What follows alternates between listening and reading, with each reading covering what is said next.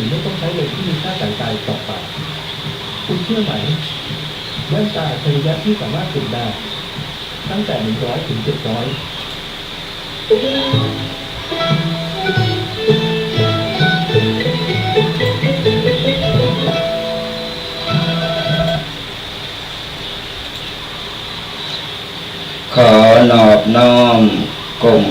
ไวสามายังพระเจ้าแก้วตังสามภาการอันมีพระพุทธพระธรรมพระสงฆ์อันเป็นที่พึ่งอันสูงสุดของหมู่เฮาเจ้าพุทธทั้งหลายก็กราบไหว้สามายังพระมหาเถระพระเถระพระสังฆาธิการครูบาอาจารย์จูรุจูตนด้วยความเคารพยิ่ง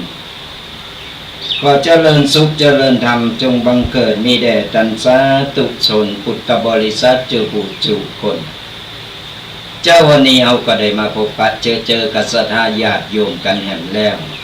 เป็นเจ้าวันเสาร์ที่8 มีนาคมกัน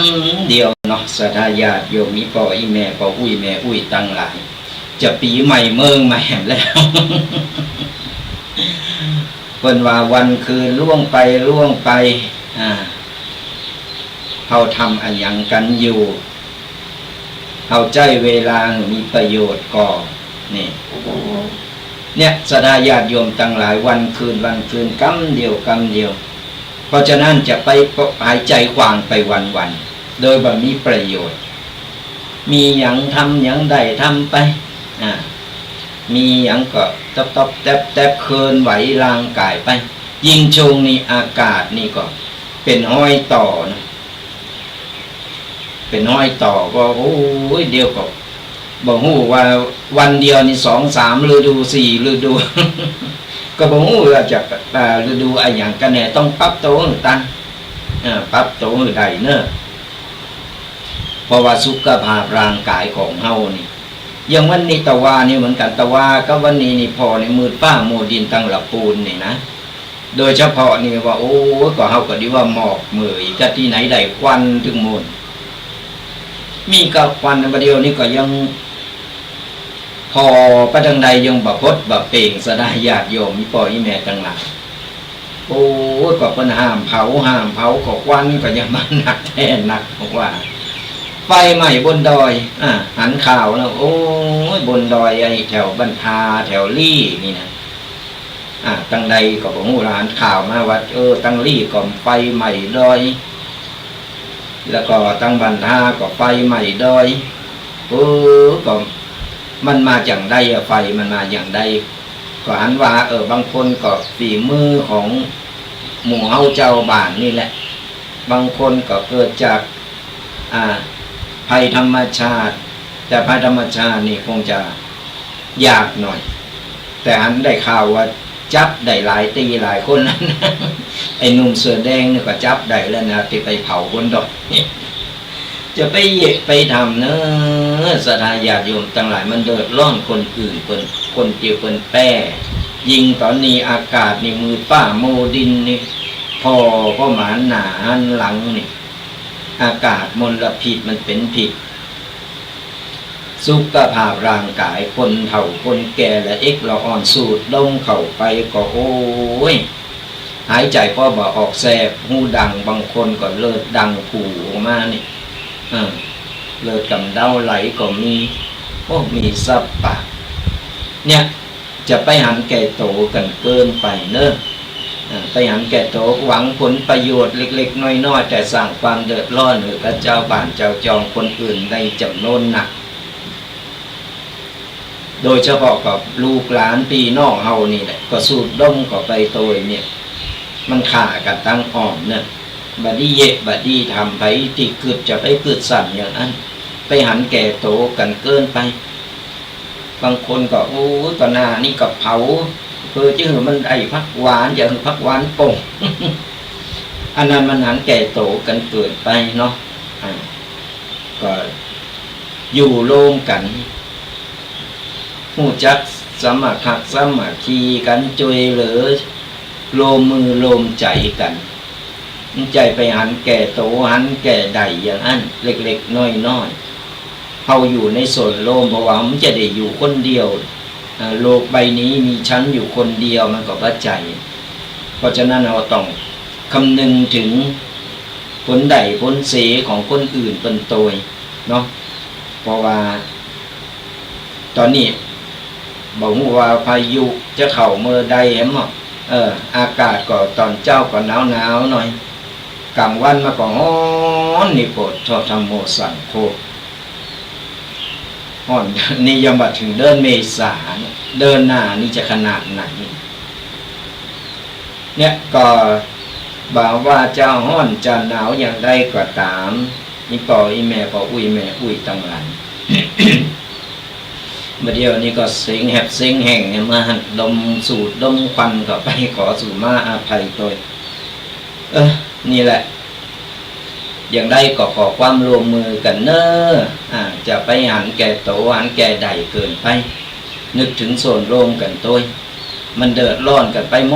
ดเนาะเดือดร้อนกันไปหมดโดยเฉพาะสุขภาพร่างกายและเอกละอ่อนคนเฒ่าคนแก่คนที่เป็นภูมิแพ้นี่นะมันจึงไอเคาะแคกบ่ฮู้จักหายมันจึงโอ้ยใบสะปะสะเปดบึดอันหนึ่งบึดอันหนึ่งดูแลสุขภาพกันตัวอากาศมันก็เปลี่ยนแปลงมันเป็นห้อยต่อนะบึดร้อนบึดหนาวบึดฝนตกว่ะสารพัดสารเพ มีหนีหมดนะ เยอะมันเฮาในเมื่อเฮาก็ตกชะตากรรมเดียวกันมันก็ต้องใจตัวเฮาเองนี่แหละตีจะดูแลคอยดูแลตัวเก่าก่อนดูแลเรื่องสุขภาพของเฮาเพราะว่ามันคนห้องว่าในมือไม่ใจเฮาคนเดียวเนาะที่โดนกันหมดเป็นเหมือนกันหมดเพราะฉะนั้นแล้วในเมื่อมันเกิดขึ้นมาแล้วเฮาก็ต้องยอมรับมันให้ได้และเฮาก็ต้องป้องกันมันให้ได้เป็นโหกันละเอกละอ่อนคนเฒ่าคนแก่นี่แล้วคนที่คนบ่ค่อยสบายนี่นะไปสูดดมอากาศสูดควันเข้าไปนี่โอ้มันจึงมดกรรมติจะอุเนาะก็ขอฝากกันเอาไว้ตัวเจ้าวันนี้เป็นวันที่8 มีนาคมแฮมเดินหน้านี่ก็เข้าเทศกาลวันสงกรานต์ไปสะเก่าดำหูกันตามประเพณีฮีทอยบะเก่ามันเฮาการงานก็เริ่มเข้ามากันทั้งหมดเนี่ยก็ตามประเพณีมันไปสระญาติโยมทั้งหลายบุญกุศลสร้างเอาไว้ทำเอาไว้เล็กๆน้อยๆบ่หือฮีทอยบะเก่ามันได้สูญหายไปทางใดเนาะมีลูกสอนลูกมีหลานบอกหลานบอกเหลนว่าอันนี้เป็นประเพณีจะได้สืบทอดกันไป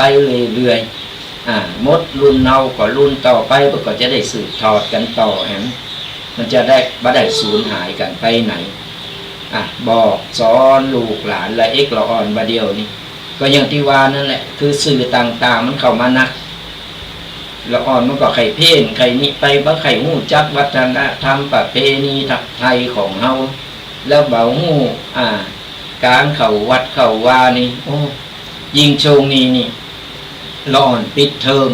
ไปมีลูกมีหลานป้อจายนี่ก็ไก่วัดไหนก็เอาไปโบสถ์ภาคฤดูร้อนเนอะหลายตีหลายวัดตีเปิ้นกำลังหับสมัครกันแล้วโบสถ์ภาคฤดูร้อนเพราะว่าตอนนี้และเอกละอ่อนเริ่มปิดเทอมกันแล้วไปหือมันโลนเล่นวิ่งเล่นอยู่กาบ้านกาจองโดยเปล่าประโยชน์อย่างน้อยเราก็ต้องดูแลรักษาอย่างน้อยเราอ่อนอยู่ในวัดในวาได้โบสถ์เนี่ยได้ศึกษาพระธรรมวินัยได้คัดเกลาจิตใจนี่อย่างน้อยนี่เราอ่อนมันก็จะได้ซึมซาบเข้าไปและเราก็จะได้ป้องกันเราอ่อนไว้ตัวเพราะว่ายิ่งเทศกาลเข้ามาบาเดียวเราอ่อนไปพอข่าวจะเป็นหน้าตกใจนี่ปอยแม่ต่างหลาย มันน่าตกใจหันข่าวตึงวันบาเดียวนี่ละปูนมันเกิดไอ้หยังขึ้นจากที่ว่าเป็นเมืองบุญเมืองล้านนาเมืองบุญแล้วบาเดียวมีกาข่าวไอ้หยังล่ำหรือก็บอกเข้ามาโลจึงบ่เคยเกิดก็เกิดขึ้นได้เกิดขึ้นมาแล้วไปลุมตีแม่ยิงเอาไม้กอบไปบุกโหเปิ้นจุดป้นโนมบางคนมีการมีงานกับไล่ขาไล่แต่งไปพอแล้วเราอ่อน12 13ทั้งหมดเนี่ย มันเป็นอย่างนี้มันน่าใจหายนะสมัยแบบเก่าสมัยแบบก่อนนะโอ้ยมันนึกถึงรุ่นเฮากันนี่12 13บอกปัสสีปัสสาอย่างเลยโดดน้ำเล่นกันใจหูเหลืองหูลางบาเดียวไปพอจะ12 13บางคนก็เป็นกูผูโขโตเมกันไปละมันไวไฟมันแก่แดดแก่ลมเปิดมันแก่แดดแก่ลมไปเนี่ยสดาญาติโยมตั้งมันน่าเป็นโหงละอ่อนสมัยบาเดียวนี้มันเร็วมันไวเกินไปมันใหญ่เกินโตแบบตั้นอย่างปลาพักโพไปลุมตีเปิ้นว่ะไปทำต่างๆนานเดือดร้อนพ่อแม่เพราะฉะนั้นเนี่ยในชงโบสถ์ภาคฤดูร้อนอยู่ที่ไหนที่เปิ้นนะครับสมัครโบสถ์ฟรีโครงการโบสถ์ฟรีก็มีเปิ้นช่วยเหลือละอ่อนเข้าไปสนับสนุนละอ่อนมันต้องไปขางไว้โบสถ์ระยะสั้นมันก็ว่ากี่วัน7 วัน15 วันอย่างก็โบสถ์ยังน้อยละอ่อนเนี่ยมันก็ยังได้ศึกษาพระธรรมวินัยแล้วก็จะได้คัดเกลาจิตใจไปตัวพออย่างน้อยมันซึกออกไปหรือเวลาสิกขาออกไปแล้วละอ่อนก็จะได้นำไปปฏิบัติไปปรับใจในการดำเนินชีวิตต่อไปได้เพราะอย่างน้อยมันก็จะได้ว่าหู้ว่าโอ้เฮามีครูบาอาจารย์เฮาเคยไปโบสถ์มาเคยโบสถ์เน้นภาคฤดูร้อนมาครูบาอาจารย์เพิ่นสอนเพิ่นบอกอย่างอันอย่างนี้อย่างน้อยก่อนที่มันจะทำอะไรอย่างมันก็จะมีเกาะกำบังมันจะชุกคิดขึ้นได้ว่าอันนี้โคนแบบโคนเนี่ยก็ฝากกันเอาไว้มีลูกมีหลานมีเหลนมีไผกี่หูจักก็เอาไปฝากโบสถ์ไว้เลยอย่างน้อยก็หมดภาระเฮานะหมดภาระเฮาเพราะว่า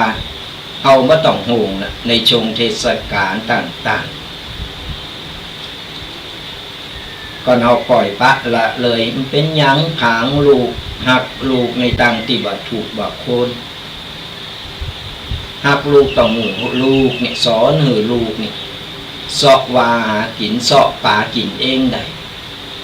เอาว่าต้องไปเสาะป่ามาป้อนใส่ปากหรือลูกมันใหญ่มากมันเยะอย่างว่าจางกลายเป็นลูกเทวดาจะทำอย่างกับใจกับปอกับแม่เนี่ยเธอทูลเอาไว้เป็นลูกเทวดาใหญ่ขึ้นมาแล้วเขาก็ต้องมานั่งตุกอกตุกใจมันเป็นกรรมอะไรอย่างมันไม่ใจกรรมอะไรอย่างก็คือเฮาเล่งลูกในต่างตีบัตถูกบักโคน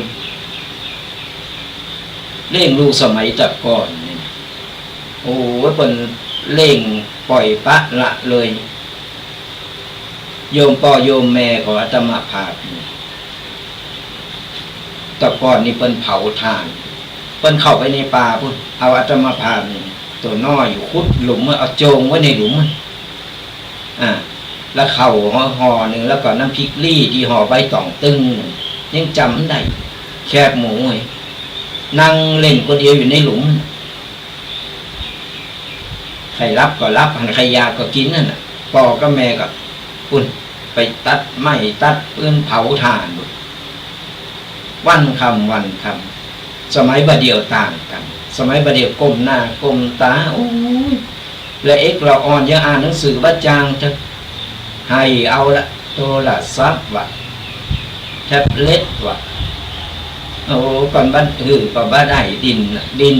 จะเอาจะเป็นจะตายได้มาก็ก้มหน้าก้มตาสังคมก้มหน้าอยู่คนเดียว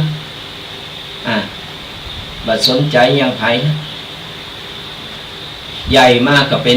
เป็นอะไรเข้าสังคมบ้านได้ใจในทางที่ถูกมันก็ถูกใจในทางที่บ่ถูกมันก็ทำของเฮาเนี่ย4 คนไป กูสิ่งกูอย่างมันเป็นดาบสองคมก่อนเฮาคือเราอ่อนได้เพื่อว่าการศึกษาให้เรียนรู้เฮาก็ต้องควบคุมดูแลเป็นเวลาแต่บัดเดียวมันบ่อั้นกดทุกพกกันคนเคืองและเราอ่อนเตียวยังเมื่อกี้เจอก่อนมีโทรศัพท์กันแล้วตายปอแผ่วคนเท่าเขียวก็มีกำโทรศัพท์ไปอันกับคอกันไปกันปูกับไปไข่โหมีไก่เงือกมีเขียวตรงนี้ เนี่ยมันระบาดกันไปหมดนะศรัทธาญาติโยมทั้งหลายเพราะฉะนั้นเราต้องคอยสอดส่องดูแลเราจะต้องว่าดูแลแบบไก่ชิดยิ่งมาเดียวนี้ระบาดหนักเลยและเป็นโตสำคัญเลยนั่นก็คือบุหรี่ไฟฟ้าระบาดไปโทมตึงโฮงเฮนหลายโฮงเฮนกวาดล่างกันอย่างไรมันก็โผล่มาผู้รูปแบบบ่ได้โดยเลก็เอาโดยคนอันนี้เป็นหูแล้วกันเป็นไหมรูปแบบใหม่มาหลายรูปแบบโดยประมาทกันสมเตอร์ก็มากินน้อมนี่บ่ได้สูบอมเกี่ยวเอาก็มีกันสูบเป็นหูก็บางทีก็มาในรูปแบบของตุ๊กตาอันนั้นอันนี้มาเรียบร้อยแต่กินหอมเนี่ยเข้าไปในห้องกินหอมบ่ใจน้ำหอมมันใจลูกกวาดบ่ใจลูกอมนั่นคือมันเป็นชนิดใหม่ของบุหรี่ไฟฟ้านี่โปรดสังเกตคือระวังกันตัวไปมีลูกมีหลานมีละละอ่อนกำลังวัย10 โคก11 โคกขึ้นไปนี่นะบางทีตัวน้อยก็ยังมีที่ออกข่าวว่าบะเมินมานานมานี่ตั้งภาคอีสานละอ่อนนอกเลยละอ่อนไม่ยิงสูบบุหรี่ไฟฟ้านอกหามส่งโรงพยาบาลบัดเดียวนี้เป็นตายอย่าได้ก็ยังบ่งูพอว่าเอาหันข่าวแล้วสลดใจเลยบ่อยากจะติดตามมันบ่ใจคือมันเฮาทำใจบ่ได้ทำใจบ่ได้ว่าโอ้บัดเดียวมันถึงขนาดนี้เลยกะเนี่ยทั้งนี้ทั้งนั้นก็คือเราอ่อนมันมีสื่อไอ้หยังเข้ามาหลายอย่างมากมายมันก็เลยห่างหายจากวัดวาอารามไปมันเลยไม่ได้สนใจเรื่องวัดวาอารามเรื่องศีลเรื่องธรรมต่างๆเพราะฉะนั้นก็มีอย่างเดียวที่จะช่วยกันดูแลจะมาหือตุเจ้าไปหรือว่าครูบาอาจารย์คอยไปสั่งไปสอนไปบอกไปกล่าวอย่างเดียวก็ไม่ได้ก็ต้องอาศัยอีพ่ออีแม่พ่ออุ้ยแม่อุ้ยพ่อแม่หรือว่าปู่ย่าตายายใกล้ชิดต้องมีความดูแลสนใจลูกของวันหยุดกลางวันอย่างก็พยายามถามไทยจะไปหือละละอ่อนหรือปล่อยละอ่อนมันอยู่กับเจ้าหมู่หนักลั่นกันอยู่กับเจ้าหมู่หนักลั่นก็ปลาเปินดีก็ปลาไปในทางที่ดีเปินบดีก็ปลาไปในทางที่บดีนี่เขาต้องคอยดูแลอย่างใกล้ชิดต้องดูแลเปินเพราะว่าตึงวันนี่มันหลายอันหลายอย่างที่เข้ามาเนี่ยก็ฝากศรัทธาญาติโยมกันเอาไว้ไปมีลูกมีหลานที่เป็นปอใจก็เอาไปโบสถ์กันวัดใกล้ๆบ้านเฮานี่แหละไปอยู่วัดไหนไกลกันก็ไปปรึกษาครูบาอาจารย์ตุปู่ตุปอตุลุงอะไรก็ไปปรึกษาเพิ่นใครเอาละอ่อนมาโบสถ์หรือว่าเพิ่นมีโครงการต่างๆที่เพิ่นโบสถ์ภาคฤดูร้อนนี่ก็ ส่งละอ่อนไปโบสถ์เพราะว่าเพิ่นจะได้คัดเกลาจิตใจเฮาก็จะได้หมดโหงไปยิงไก่เทศกาลสงกรานต์มาเนี่ยมันถึงเกมพร้อมกันนะก็ละอ่อนมาโบสถ์เฮาวางใจเพิ่นมีครูบาอาจารย์มีพระพี่เด้งคอยดูแลนะพออยู่ในผ้าเหลืองแล้วเนี่ยเฮาหมดโหงนะดีเหลือนไปซ่อนใต้รถเครื่องหรือครับรถเครื่องบึ้นบ้านนะยิงละอ่อนมาเดียววัยรุ่นมาเดียวมันใจงอนอันยังหน่อยเอ๊ะอะยังหน่อยก็เอาละยกโปกตีกันใส่กันไปแล้วก็อ่อนใจก็ฝากกันเอาไว้มีลูกมีหลานก็ฝากโบสถ์ใกล้บ้านก็เนาบะอย่างโบสถ์ที่บ้านหรือว่าบ่ฮู้จะไปติดต่อที่ไหนยังได้ว่าเข้าใจยังได้โทรมาปรึกษาได้อาตมาภาพก็มีหลายตีหลายโครงการที่เพิ่นฝากประชาสัมพันธ์มาเราก็จะได้เอาไปฝากไปโบสถ์ได้โดยบ่มีการใช้จ่ายใดๆเนาะก็ฝากกันเอาไว้ตัวนะศรัทธาญาติโยมนี่ก็อีเมลทั้งหลายเอาละเจ้าวันนี้ก็ได้มาพบปะเจอกันเป็นประจำทุกวันเสาร์ตั้งแต่เวลา 8 โมงจนถึง 10 โมงกับรายการธรรมกำยองกับตุกเจ้ายองป่าซางอาตมาภาพตุกปีแดงวัดบักกอกหรือว่าพระอาจารย์ประพันธ์วัดบักกอกก็เป็นประจำก่อนบัดติดการติดงานอย่างตั้งใดก็มามานำปกิณกัตต่างๆมามามาเป็นกูเป็นกีมกันทุกวันเสาร์ตั้งแต่เวลา 8 โมงจนถึง 10 โมง2 ชั่วโมงเต็มที่เราจะได้พบปะได้ได้กันในช่วงท้ายรายการเราก็จะมีการเปิดสายหน้าไมค์มือศรัทธาญาติโยมได้มาเป็นกูท่องได้มากันได้ตักตายกันหือหายคือตึงกันได้ก็จดเบอร์โทรกันเอาไว้ก่อนนะจดเบอร์โทรกันเอาไว้082-611-2245ก็จดกันเอาไว้ในช่วงท้ายรายการก็จะประกาศสายหน้าไมค์จะประกาศบอกว่าเปิดสายแล้วเนอะก็สามารถเข้ามามาโทรมาตักมาตายกันได้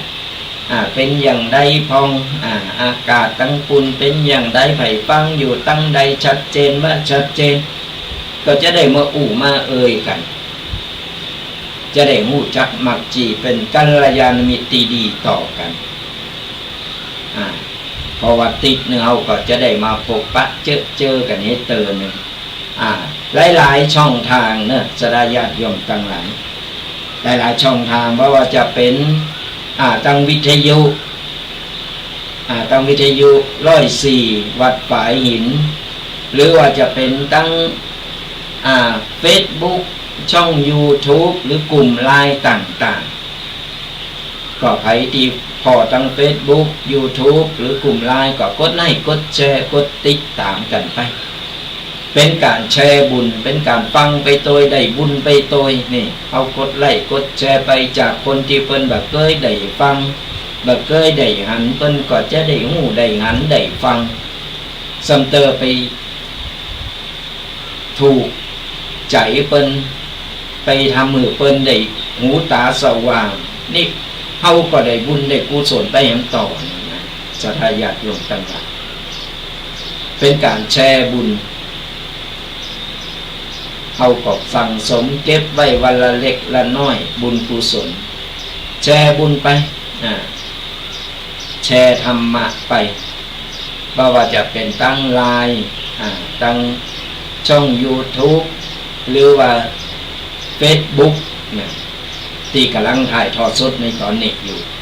ก็สามารถกดไลค์กดแชร์กดติดตามกันไปจะได้เป็นกูเป็นกิมแล้วก็ได้บุญได้กุศลกันไปตัวหรือว่าไผฟังทางวิทยุหลายในเครือข่ายหลายเครือข่าย ก็สามารถนำไปอู่ไปไปอู่ไปสอนลูกสอนหลานได้ไปบอกไปกล่าวว่าวันนี้ตูเจ้าป่าสร้างเป็นว่าเป็นอู่อย่างอี้เนออู่อย่างอั้นเนอเขาก็ได้บุญได้กุศลไปตัวเป็นการสอนเป็นการหือธรรมะลูกหลานเขาเป็นอู่อย่างอั้นบาดีอย่างอี้บาดีนะนี่แหละเป็นการฟังธรรมะไปตัวได้บุญไปตัวแล้วเขาก็มีความสุขอกสุขใจก็ติดตามกันไปนะติดตามกันไปเลยๆเป็นกำลังอกกำลังใจในช่วงท้ายรายการก็ไปโทรมาเนอะหลังจากจบปกิณกะแล้วประกาศแล้วก็ไปโทรเข้ามาว่ามาปู่มาเคยมาตักมาตายกันจดกันเอาไว้ก่อนบอกกันหนึ่งคำหนึ่งบางคนเขามาพอใหม่เขามาฟังรายการใหม่ว่าอันนี้ตูเจ้าตีไหนเนี่ยเปิ้นมาอู่แอบเนี่ยในอู่ยองเนี่ย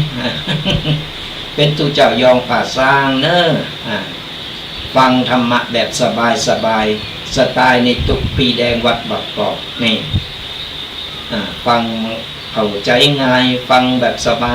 ยจะไปซีเลตจะไปเขตฟังธรรมะ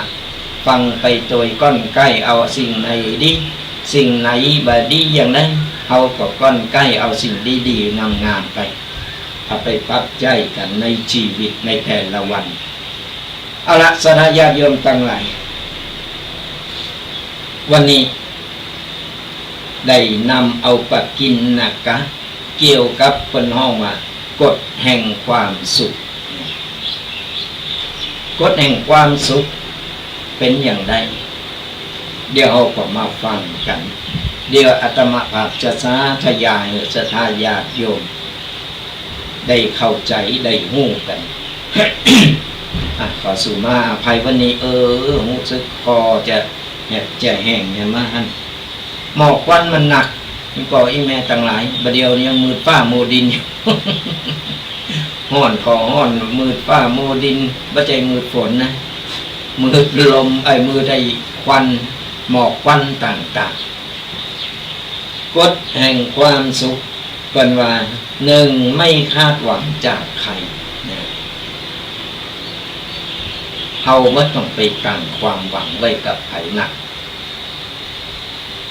เอามาคนเดียวเวลาเฮาตายไปเฮาก็ไปคนเดียวผันใจโลนตัวกดเอาไปเพราะฉะนั้นเฮาต้องไปคาดหวังอะไรอย่างมันเกินไปอัตตาหิอัตโนนาโถตนแลเป็นที่พึ่งแห่งตน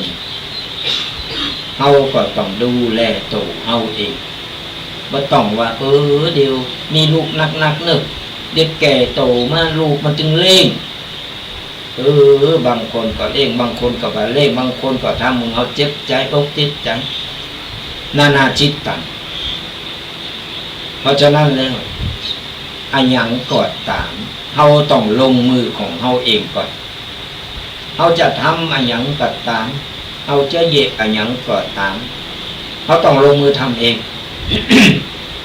ก่อนมันบ่ไหวแต่เฮาก็คอยขอความช่วยเหลือจากคนอื่น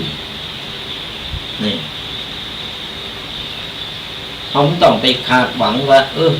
มันเป็นอย่างนั้นลองทำนะเดียวเอาคนนั้นมาทำคนนี้มาทำเดี๋ยวมันตึงช่วย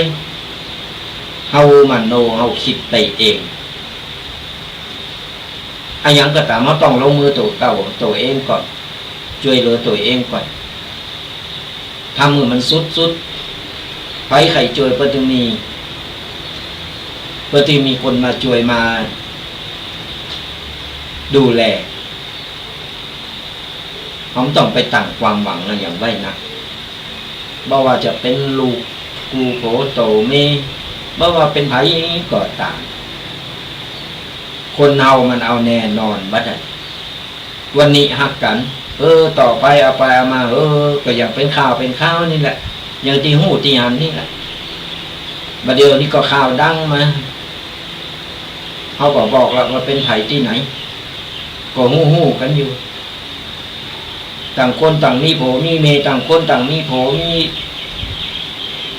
กูกัน มาปิ่นมาเป็นไปเพราะความไก่ชิกความสนิทสนมมันเอาแน่นอนมาได้ก็ถึงบอกว่าไม่ต้องไปตั้งความหวังไว้อย่างกระไผหนักหนาวันนี้เป็นแม่เอาเป็นผัวเอาเกิดวันดีคืนดีพิษกันละกันไปเลิกลากันไปเพื่อก็ไปเป็นของคนอื่นไปเห็นลูกก็เหมือนกันลูกเต่าก็เหมือนกันผมจะไปคาดหวังยังนะเอาเล่นก็ใหญ่นะเล่นก็ใหญ่ขึ้นมาปุ๊บพอเขาใหญ่ขึ้นมาปีกก่าขาแข็งแล้วเขาก็ไปมีครอบครัวบางคนก็ดีแสนดีก็ดูแลพ่อแม่อยู่บางคนก็บ่เอาไหนมันมีหลายอันหลายอย่างก็ถึงบอกว่ากูสิ่งกูอย่างต้องเริ่มต้นจากโตเฮาหวังได้แต่จะไปหวังนะพิษหวังทองก็เราไปตั้งความหวังไว้นะอนาคตตั้งหนาวไว้เจอหูอนาคตตั้งหนาวบอกหูว่าใครจะเป็นอย่างไรแม้แต่โตเขาเองเขาก็ยังบอกหูว่าอนาคตของเขาต่อไปจะเป็นอย่างไรหลังจากวันนี้ไปแล้วเหตุการณ์ก็นานว่ามีไผขาดได้เพราะฉะนั้นเนี่ยกูสิ่งกูอย่างเขาต้องช่วยเหลือตัวเขาเองก่อนมาข้อที่สองอภัยและปล่อยวางอันนี้ย่ำหนักย่ำหนาหลายอย่างพระสัมมาสัมพุทธเจ้าเพิ่งก็บอกแล้วว่าอภัยปล่อยวางนี่เอาไปยึดมั่นถือไว้มาก่อนนะแบกไว้มาก่อนนักอยู่ก่อนเอาก้อนหินมาใส่บ่าไว้แบกไว้บ่ปล่อยบ่วางบ่เอาวางลงมันก็นักอยู่หั่นอันใดที่มันบ่ดีที่มันมันบ่ใจเริงบ่ใจแนวก็ปล่อยไปปัญหากูสิ่งกูอย่างมันแก้ได้มันจะนักจะเบาอย่างนั้นมันก็แก้ได้มันต้องใช้เวลากูสิ่งกูอย่างใช้เวลาในการแก้พิษไปอายังไปก่อไปปล่อยวางกันไปยิ่งอายุหนักขึ้นตึงวันนอนตื่นเจ้ามาก็แก่ไปแห่งวันนึงตื่นขึ้นมาก็แก่ไปแห่งวันนึงบัจเจอ่อนลงนี่คือร่างกายสุขภาพมันเริ่มอ่อนสุดโทรมลงไปแต่อายุเนี่ยมันแก่ขึ้นไปติ๊กเดียววันเดียวคืนเดียววันเดียวคืนมาเดียวกำเดียวกับปีกำเดียวกับปีแล้วเนี่ยยังมันตั้นหาวอย่างเดินหน้าก็ปีใหม่เมืองล่ะวันสงกรานต์ล่ะอย่ามันแน่นอนมันอ่ะอันอย่างที่มันปล่อยได้ปล่อยไปปล่อยวางไปป่งไปอภัยวางใจเป็นกลางเนี่ยอุเบกขาไว้ก็เฮาอายุมาต่อใดแล้วเฮาโลดแล่นอยู่บนโลกใบนี้มาต่อใดแล้วผ่านร้อนผ่านหนาวมานะผ่านมากูสิ่งกูอย่างนะจึงไว้ที่เฮาจะต้องปล่อยวางกูสิ่งกูอย่างสั่งสมบุญกุศลกันเอาไว้คนห้องว่าคนฉลาดเนี่ยจะเป็นสมบัติตั้งนอกกายเนี่ยคือเป็นสมบัติภายในก็คือสั่งสมบุญนี่คือสมบัติที่จะติดตามเอาโตยไปกูพบกูจ่ายบ่มีสูญหายสมบัติภายนอกก็นอนล้มหายตายจากไปก็ลูญาติกันเอาไปคนนั้นก็ของกูคนนี้ก็ของกูมันเป็นสมบัติพัดกันชมมันใจของเฮาโดยตรงแต่พอต้องตายไปอันนี้ก็ลูกันเอาไปลูกหลานมันจะไปส่งเขากับป่าจ้าเผาผู้บรรหารหลังต่ำผู้บ้านไหนบ้านมันจะให้กับตอนโอ้ยแม่อย่างนี้ปออย่างนี้ เผื่อเป็นเผาเรียบร้อยคุณไปรูสมบัติสถานกันไปแบ่งกันพุ่นไม่ได้ว่าไผแต่ว่าตามเนื้อเริงที่เราได้หู้ได้หันมาว่ามันเป็นอย่างอีกมันเป็นสัจธรรมตามก็เข้าได้บกี่วัน2-3 วันเสร็จมันก็ลืมหายไปเห็นมันก็เปลี่ยนแปลงไปคนนึงบอกว่าเกตไผโกรธไผจังไผว่าต้องไปเมินหรอกจะมันตึกก็เอาจังแต่จังว่าก็ต่างคนต่างอยู่ไปว่าต้องไปอาฆาตแค้นว่าต้องไปฝังจิตฝังใจเอาไว้ต้องไปขู่อาฆาตกันเอาไว้มันจะเป็นเจ้ากรรมนายเวรกันไปอภัยได้ก็อภัยไปเล็กๆน้อยๆอันไหนที่ปล่อยวางได้ก็ปล่อยไปสมบัติพระสถานยังก็ตีนี่ก็แบ่งมือมันเรียบร้อยใครมีหนักก็แบ่งไปปล่อยลูกหลานมันบริหารกันไปเอาสั่งสมบุญเอาปฏิบัติธรรมไปฟังธรรมะไปเข้าวัดเข้าว่าฟังธรรมฟังบ่ได้เข้าวัดมาบ่ได้ก็นอนอยู่บ้านก็เปิดวิทยุฟังบ่เดียววัดมันมีได้โทรหมดบ่ใจวัดได้ธรรมะอยู่ในวัดอย่างเดียวบ่ใจธรรมะมันไปได้โทรหมดธรรมะก็คือธรรมชาติมันอยู่ที่ใจเนาะอยู่ที่ไหนเขาก็ปฏิบัติได้มันอยู่ที่ใจเขาเพราะฉะนั้นแล้วอันยังอภัยได้ก็คืออภัยไปอันยังปล่อยวางได้ก็ปล่อยวางไปเอาหูวันเกิดบ่หูวันตายก็เราบอกปล่อยวางบ่อภัยกันไปมันก็ติดอกติดจิตวิญญาณเอาไปแล้วก็ไปพุทธไปเกิดหรือไปกี่ภพกี่ชาติก็เป็นเจ้ากรรมนายเวรเพราะอาฆาตแค้นกันเอาไว้ก็ซื่อๆก็ลองคิดพอเถอะบางทีเขาเกิดมานี่บ่เคยรู้จักกันเนาะใครหันหน้าก็จังเขากระดูกดำหมดจังแตะจังว่าทั้งนั้นเดี๋ยวบ่เคยรู้จักกันนี่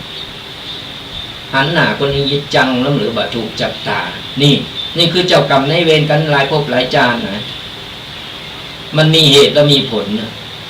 บ่ใจว่า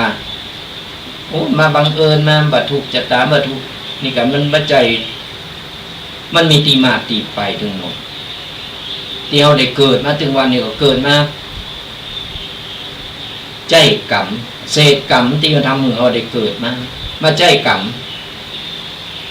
แล้วก็สร้างกรรมใหม่เศษกรรมทำให้เราเกิดมาเป็นมนุษย์ถือว่าเราโชคดีบางคนเศษกรรมทำให้เกิดมาเป็นสัตว์เดรัจฉานเป็นจ้างม้าโง่ควายหมูหมากาไก่อันนั้นบุญเพิ่นบ่ถึงเพราะกรรมเพิ่นหนักเพิ่นก็ต้องมาใจกรรมแต่เราเป็นมนุษย์เป็นสัตว์ประเสริฐถือว่าเราโชคดีแล้วเรามาเกิดมาแล้วจะสร้างกรรมใหม่กรรมเก่าสร้างกรรมใหม่ของเราอย่างไรได้จะสร้างกรรมดีหรือบ่ดีก็อยู่ที่ตัวเราเพราะฉะนั้นจะไปอาฆาตแค้นกันปล่อยวางอภัยกันไปเหมันจะไม่ใจเสียหายยังการหืออภัยกันไปอภัยกันไปอโหสิกรรมกันไปอันนั้นคนเฒ่าคนแก่เวลาคนตายคนถึงคนยึดถือประเพณีมาว่าเวลาคนตายเนี่ยต้องถือเอาดอกไม้เอาสวยดอกไม้ถูกเทนเอาไปขอสู่มาลาโตดก่อนจะเผาคนจะคือไปขอสู่มาลาโตขออโหสิกรรมหรือกันและกันเนอก็ไปงานศพของหูก็หันกันอยู่ถึงวันเพื่อบางอย่างมันติดโตติดใจกันไปมันต้องไปอาฆาตแค้นกันแต่ถ้าเรา คืออภัยแล้วก็ปล่อยวางในอย่างคนมันยังดีกว่าดีเหรอไปนอนกึ่งดึงอยู่ในโพรงศพขอโหสิกรรมเนอบ่งูเลิงงูลาวมันเป็นตอนไม้เวแล้วก็อภัยกันไปในช่วงนี้ไม่ต้องไปเกตไปจังไปเนี่ยไม่ต้องมาเป็นเจ้ากรรมนายเวรกัน มาข้อที่สามปราศจากความเกลียดชังนี่เหมือนกันนั่นแหละเหมือนที่ว่าไปเมื่อต้องไปจังเมื่อต้องไปเกตยิ่งเอาแก่โตมาว่าเฮาหูว่าเฮาวันนี้คืนนี้เฮานอนรับอยู่วันพรุ่งเฮาจะตื่นมาตั้งก่อนจะได้ตื่นมาก่อนจะมีวันผูกสำหรับเฮาก่อนบางคนไม่ได้ตื่นสักครั้งรับไปเลยไป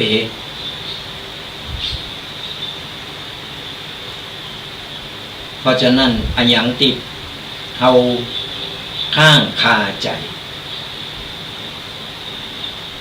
เฮาพยายามปลดล็อกกูสิ่งกูอย่างเวลาเฮาไปเฮาจะได้ตายต่างละว่าต้องไปโหงหันโหงนี่เพื่อตายไปแล้วมึงคิดลืมอันนั้นลืมอันนี้ลืมสั่งอันนั้นไว้เอานั้นซ่อนไว้เอานี่ซ่อนไว้นี่ไปเด็กพุทธเด็กเกิดก็มาโหงกันอยู่หันตายไปจิตวิญญาณก็มาวนเวียนอยู่หันนี่โหงเอาสตังซ่อนไว้พื้นหมอนน่ะเขาจะหันก่อนฮะเอาไปฝังดินไว้ที่หันเขาจะหู้ก่อนฮะบอกก็บอกบ่ได้อันยังก็บ่ได้ไปกำไปยุบเอาก็บ่ได้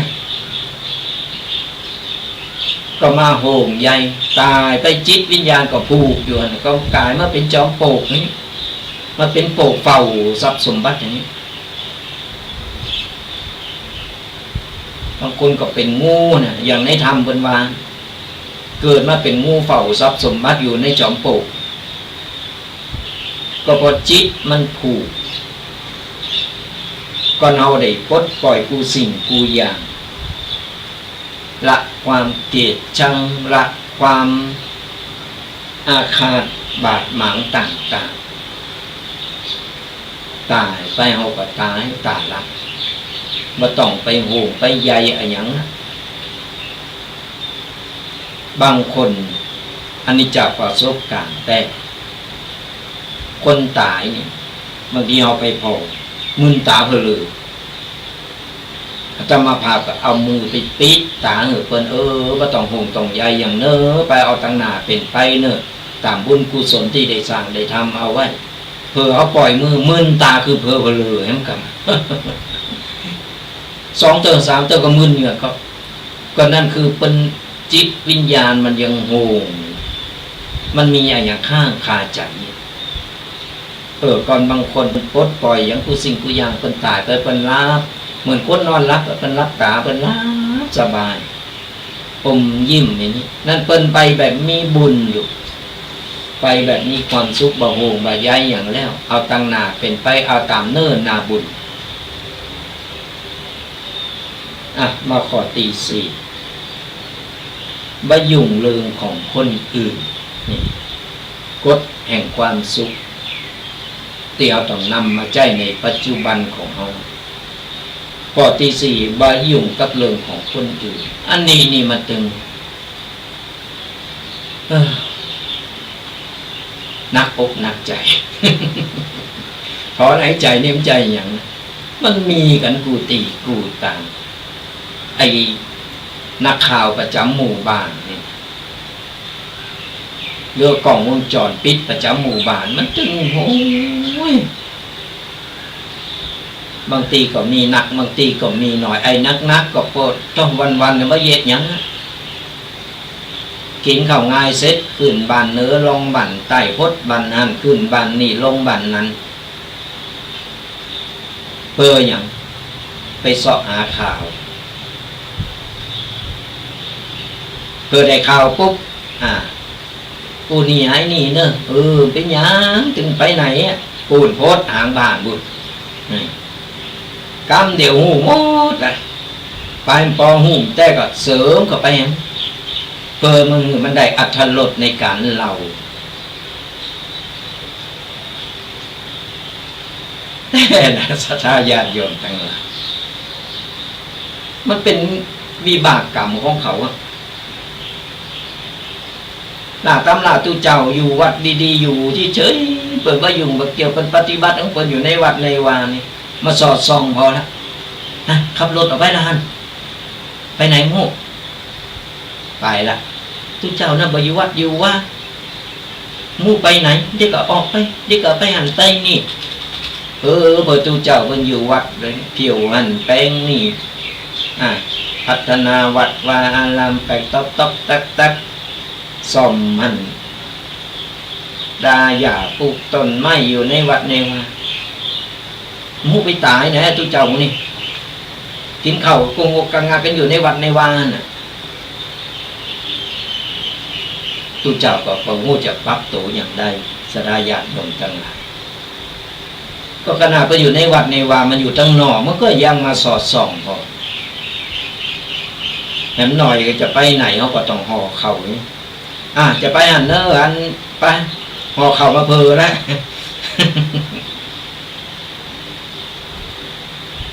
แต่น่ะสดาญาติโยมทั้งหลายไอ้คนหมู่นี้มันห้ามป่าเขาก็ได้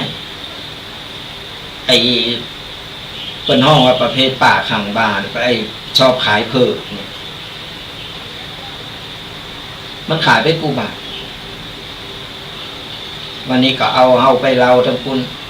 วันต่อไปก็เอาทั้งคุณมาเล่าเอาฟังทีนั้นนะบัดนี้นะอย่างนี้บ้านนั้นบัดนี้เนอะบ้านนั้นนะอย่างนี้ดีคนเดียวคือโตเก่าเนี่ยแหละดีคนอื่นบัดนี้หมด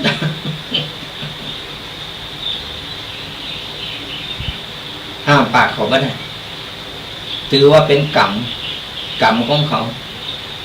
วิบากกรรมของเขามาอย่างอี้แล้วเอาห้ามจิตห้ามใจห้ามหูเขาดีกว่าปิดหูเขา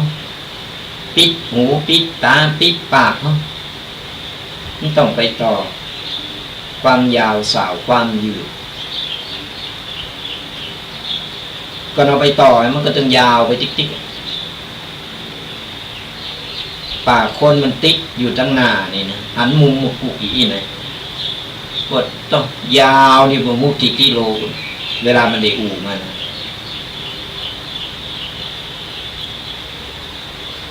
เอาห่างนี่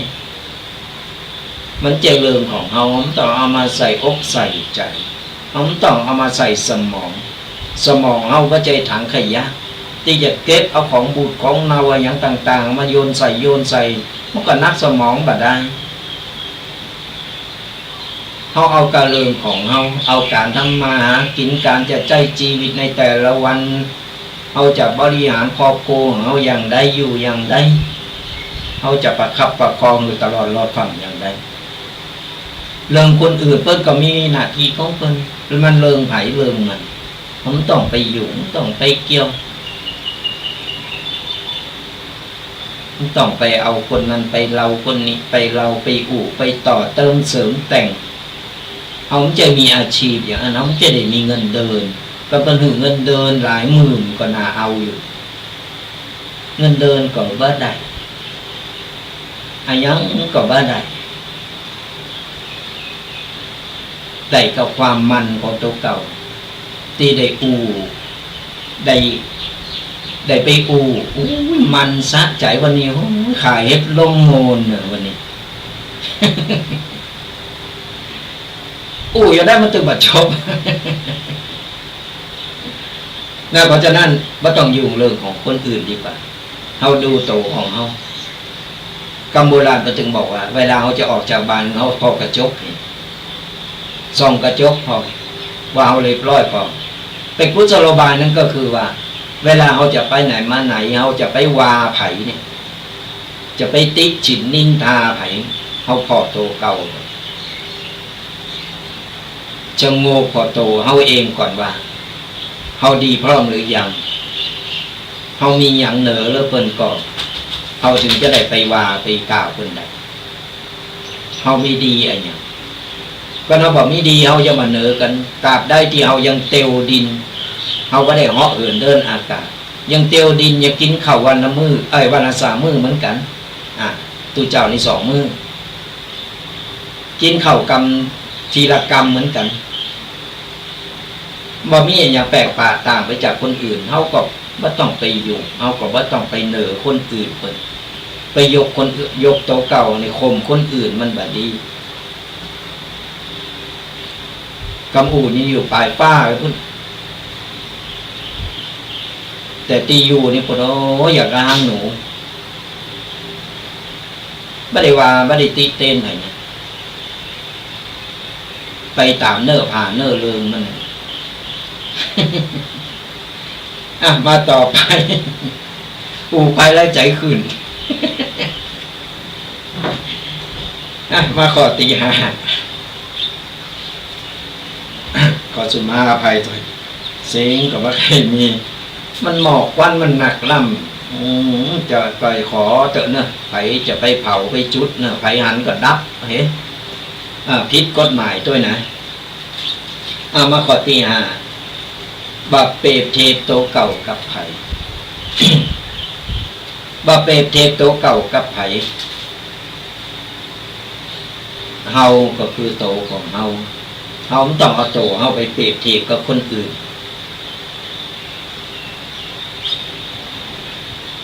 ก็เอาไปเปรียบเทียบกับคนอื่นนี่เฮาอิดมันเปิ้นรวยไข่รวยอุ้ย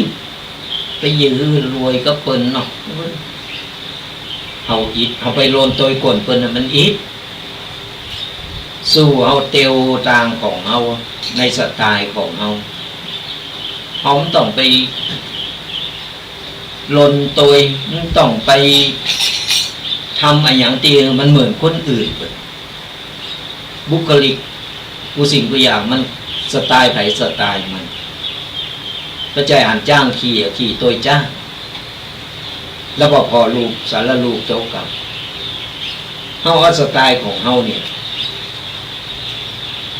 เฮาตุกเฮาก็อยู่แบบคนตุกจะมีความสุขในสไตล์ของเฮาในแบบครอบครัวของเฮาแบบพอเพียงของเฮาเพิ่นรวยก็รวยไปปล่อยเพิ่นรวยไปเพิ่นทำบุญไม่หนักเพิ่นเกิดมาบนกล่องเงินกล่องทองเพิ่นถูกหวยก็ปล่อยเพิ่นถูกรางวัลที่ 1ก็ยินดีกับเพิ่นนี่อันนั้นคือบุญเก่าเพิ่นนี่เพิ่นได้สั่งสมเอาไว้หลายภพหลายชาติเพิ่นได้หือตานได้บริจาคไว้หนักชาตินี้เพิ่นมาเพิ่นก็เลยถึงเวลาถึงข้าวที่เพิ่นจะได้หับตอบแทนมาเฮาก็ยินดีกับเพิ่นได้ลาบลอยมาเป็นก่อนเป็นงบยินดีกับเพิ่นนั่นคือบุญเก่าเพิ่นดุเฮาก็ไม่ต้องไปโลนตัวเพิ่นไม่ต้องไปอิจฉาริษยาเพิ่นอนุโมทนาสาธุกับเพิ่นยินดีกับเพิ่นเฮาอยู่แบบพอเพียงของเฮาอยู่แล้วมีความสุขอยู่แล้วสบายใจพอแล้วไม่ต้องไปดิ้นรนในอย่างหนักหนาอยู่แล้วบ่เดือดร้อนไผบ่เดือดร้อนโตะเก่าทำให้ชีวิตครอบครัวมีความสุขก็พอนะก็เอาไปเปรียบเทียบอย่างว่านั้นเขาบอกมู้จักได้ยุดได้ยั่งได้พักได้ผ่อน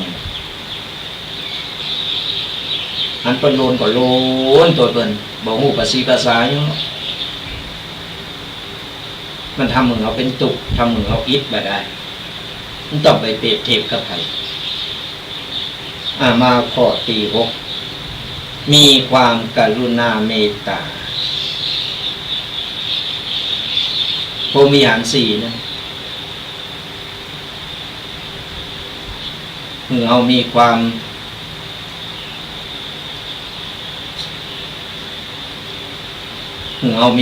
เมตตามีความกรุณาเฟื้อแผ่เปินมนุษย์เกิดมาโลมโลกันแล้วเกิดมาเป็นสัตว์ประเสริฐผ่านการศึกษาผ่านการได้เล่งดูกันมาถึงจะเล่งดูต่างกันแต่ความกรุณาเมตตาความเอ็นดูสงสารช่วยเหลือซึ่งกันและกันมันเป็นพื้นฐานอยู่แล้ว เป็นพื้นฐานของหมู่เฮาเจ้าพุทธ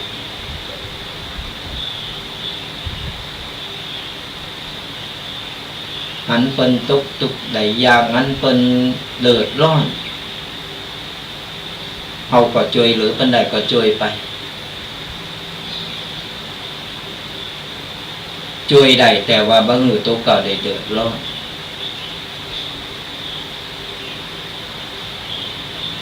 ความกรุณาเมตตาใจมันถูกตีถูกตาบัจใจหันไผก็อินดูไปโมจนตัวเก่านี่เดือดร้อนมันก็บ่ได้หยังขึ้นมามันถูกตีถูกตา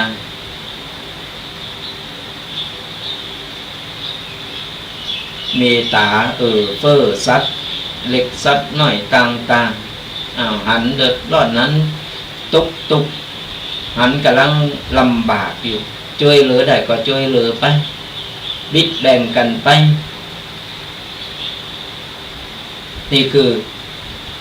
มันต้องอยู่ในใจของเฮาอยู่แล้วพรหมวิหารสี่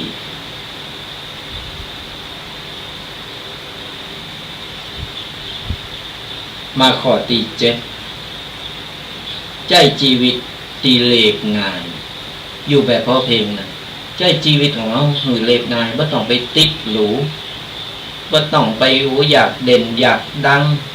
อยากมีหน้ามีตามันดังได้มันก็ดับได้ก็หันก็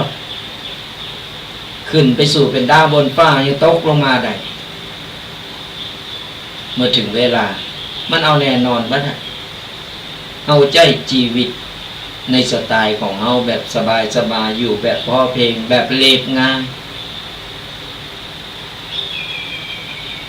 เฮามาอย่างใดพื้นเพเฮาอย่างใดเฮาใจจืดก็ว่าเรียบง่ายไม่ต้องไปหลอกโต๊ะเก่าโอ้ยอยู่หรูกินสบายใจของแบรนด์เนมโอ้ยโทรศัพท์ก็ต้องคุณนะยี่ห้อดังๆคุณเป็นกันเด็กกับเป็นเดินหนึ่งกับเป็นรุ่นใหม่ออกมากับเป็นนะกันอันไหนจะตกเทรนเวลาจะโทรศัพท์ทีก็ยืนหรือปัญหาบนแต่โต๊ะเก่านี่สภาพพอบ้านโต๊ะเก่าพอตีอยู่บัดพอพื้นเพโต๊ะเก่าดีกับเปิกนอกโอดกับเปิกนอกแต่ตั้งในนี่ก็เต้นตุบตับ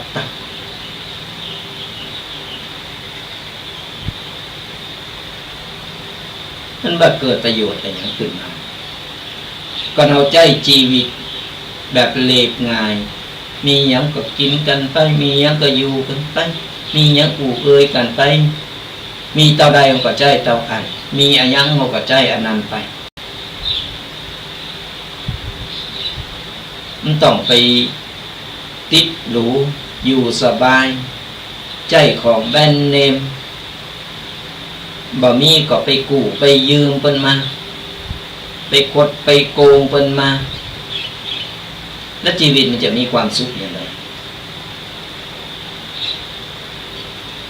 มันใจชีวิตแบบมันมีความสุขหลอกโต๊ะเก่าหลอกคนอื่นตัวหลอกโต๊ะเก่าตัวแล้วมันจะเหลืออันอย่างโต๊ะเก่ายังหลอกโต๊ะเก่าได้เพราะฉันรวยฉันใจของแบรนด์เนมฉันมีโทรศัพท์หรูอย่างดีผ่อนไปรายเดินคุณยังมามดตื่นบ่ได้นะเน็บแนมให้นะเอาตามความจริงอย่าหาเงินใจหนีไปอยู่แต่โปรไฟล์นี่ดีดูดีแต่เบื้องหลังนี่สันหลังวะ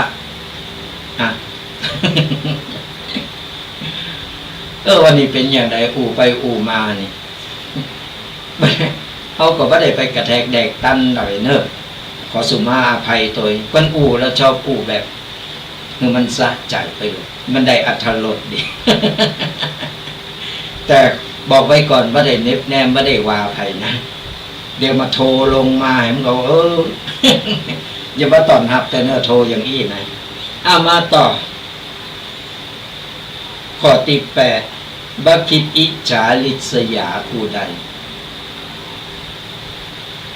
ปล่อยใจสบายๆหันเพิ่นได้ดีเฮาก็ยินดีแสดงความยินดีแสดงมุทิตากับเพิ่นนี่หันเพิ่นได้ดีกับไปแลบลิ้นปิ่นตา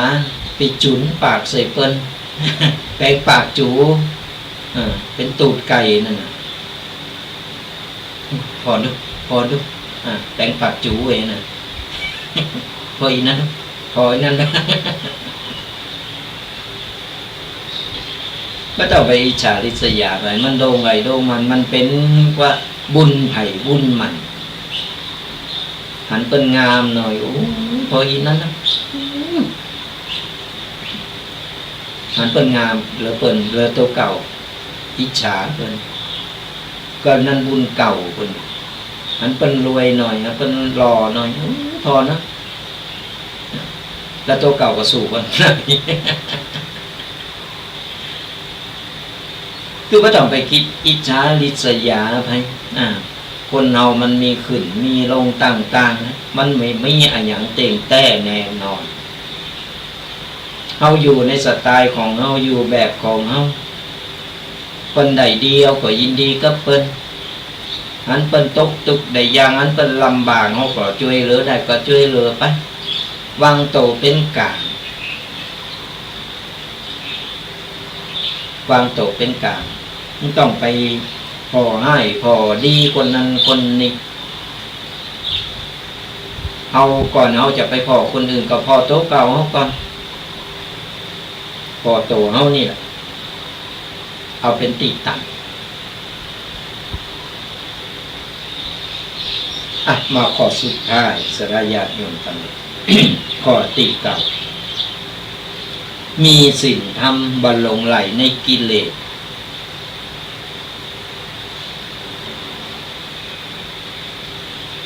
เฮาเป็นคนปุถุศรัทธาญาติโยมบ่ใช่ปุถุสีแลนเฮาเป็นคนปุถุเฮามีศีลมีธรรมเฮาเข้าวัดเข้าว่าเฮารับศีลมาเฮาก็นำศีลเนี่ยมาปฏิบัติมาปรับใจวันนี้ได้ข้อวันพุธได้ข้อวันอื่นได้ศึกษาได้ข้อ5ข้อเอาเดินละข้อก็ได้ทำใดก่อนคือมันครบ5ข้อจะเอาอันใดก่อนก็ได้ประเดี๋ยวยังมียังกินอย่าไปเสาะป่าอยู่ข้อหนึ่งเว้นไว้ก่อนเนอะก็ค่อยมาปฏิบัติใหม่ได้แต่อย่างน้อยเรามีศีลมีธรรมะบ่หลงไหลบ่ติดกิเลสบ่หลงไหลในอบายมุขก็เรามีศีลมีธรรมบ่ใฝ่หากิเลสตัณหาต่างๆมันก็บ่เกิดเป็นเรื่องเป็นราวอย่างถึงวันเกิดเป็นข่าวอันนั้นอันนี้มาต่างๆก็ย้อนอย่างหลงไหลในกิเลสตัณหาหลงไหลในรูปร่างลักษณะหน้าตาตัณหาอยากได้อยากมีอยากได้ของคนอื่นมาเป็นของตัวเองล้วนแล้วแต่เป็นกิเลส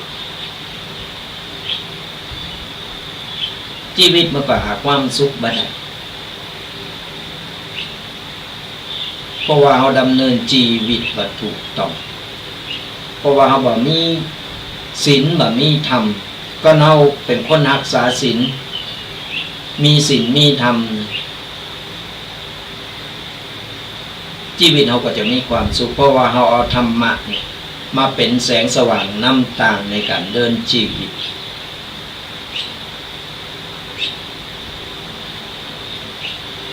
เป็นแสงสว่างส่องนำทางตามมวลตั้งของธรรมะบ่มีการผิดพลาดคนเฮาว่าเก่าคนถืออยู่ด้วยกันนี่ถือไม่เต้ายอดทองกระบองยอดเพชรอยู่กันกูโผโตเมกูเดียวกัน ผัวเดียวเมียเดียวอยู่กันจนตลอดหลอดฟังคนบ่เก่าเพิ่นอั้นอยู่สมัยบ่เดียววันนี้เป็นของกูวันนึงเป็นของคนอื่นไปพัดเป็นกันก็โล่นแล้วแต่กิเลสตัณหาบ่นึกถึงธรรมะ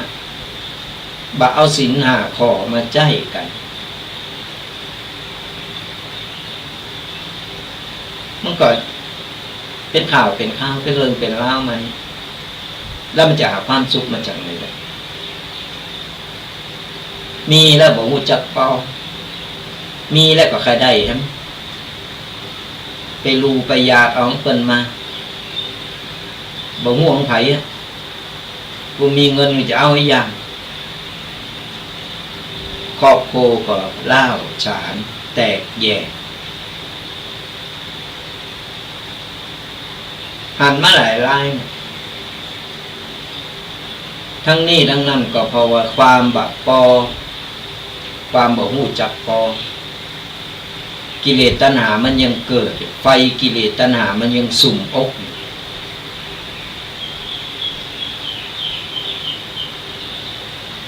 ก่อนเป็นกูโขโตมีตกลงปงใจกันแล้วอยู่เจอกันเจยกันทำมาหากินไป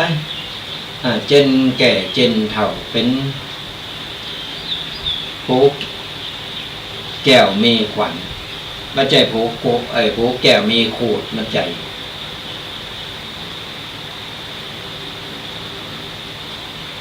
ซื่อสัตย์ต่อกันประคับประคองกันไป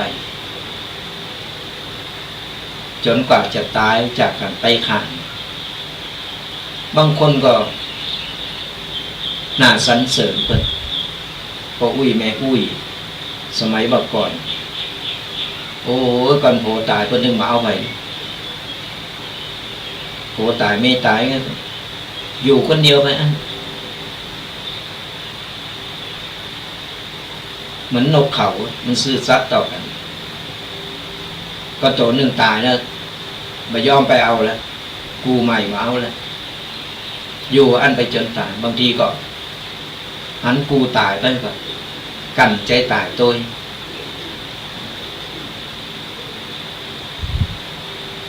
หักเดียวใจเดียวก็เพราะอะไรอย่างเพราะว่ามันกิเลสตัณหามันบักเกิดก็เอาเนี่ยบ่มีศีลบ่มีธรรมแล้วหลงไหลในกิเลสชีวิตกับมันอะไรอย่างเดียวแล้วผลโพงโตยมาก็คือทายาหรือลูกหอยเกิดเป็นมีลูกนี่นะก็แตกแยกกันไปกลายเป็นละอ่อนตีผสมประกอบเป็นละอ่อนตีด้อยโอกาสไป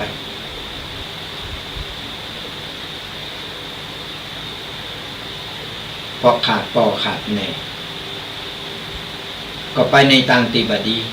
มีไปดูแลอบรมครอบครัวบ่อบอุ่น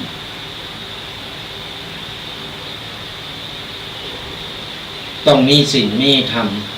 บ่หลงไหลในกิเลสตัณหาต่างๆ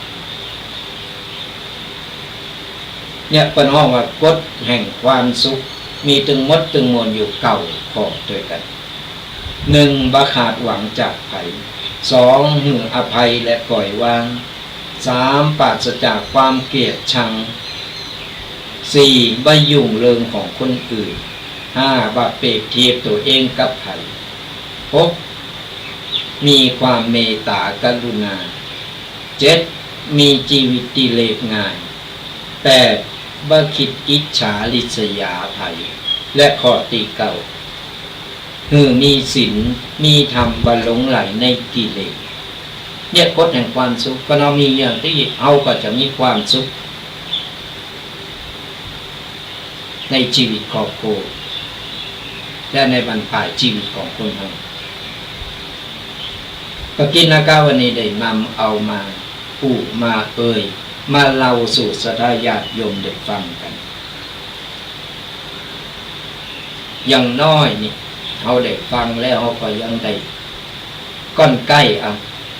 สิ่งใดดีๆงามๆเขาก็เอาไปปรับใจในชีวิตของแต่ละวัน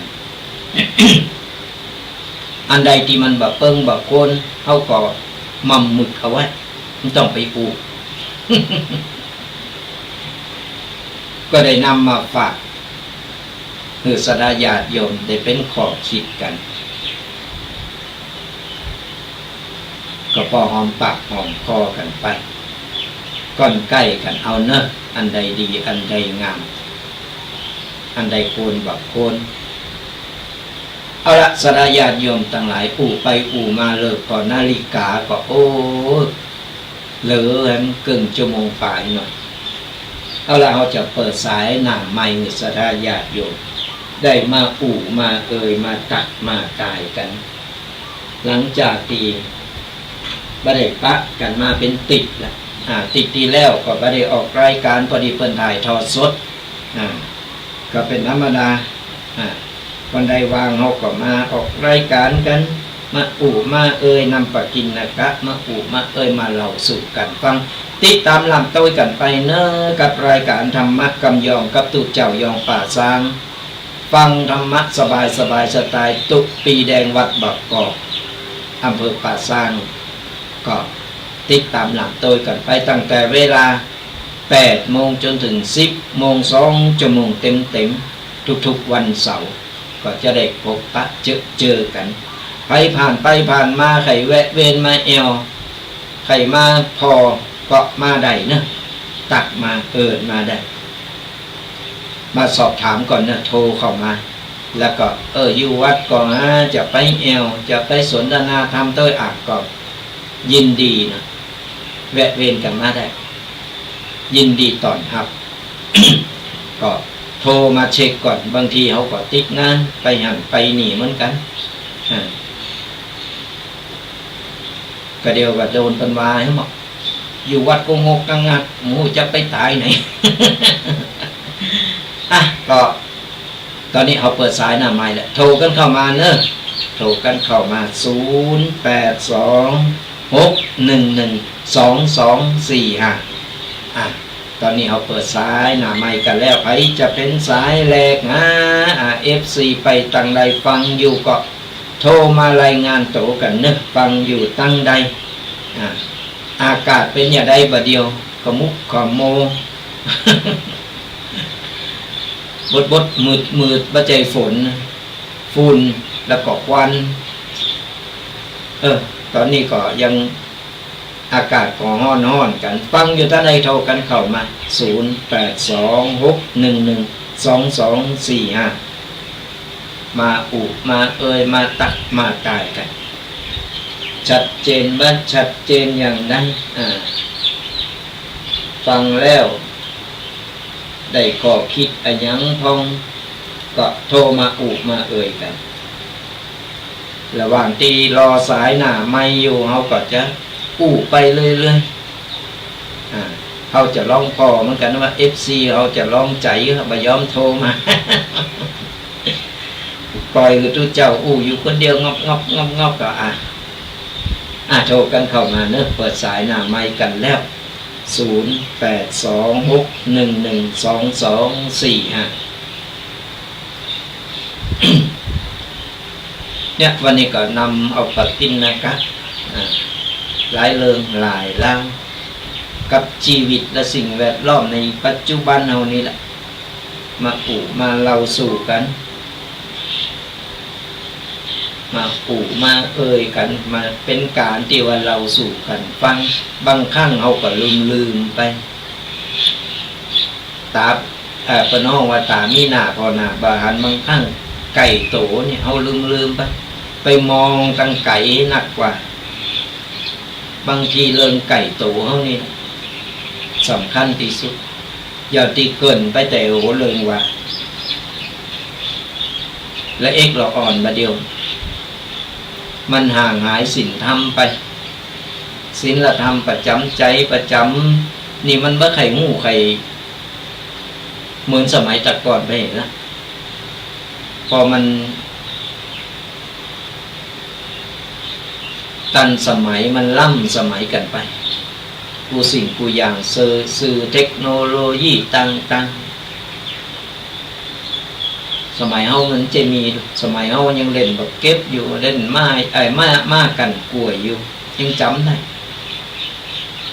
แต่บัดเดียวนี่โอ้เฮาโตยบ่มตันสังคมกลุ่มหน้ากันไป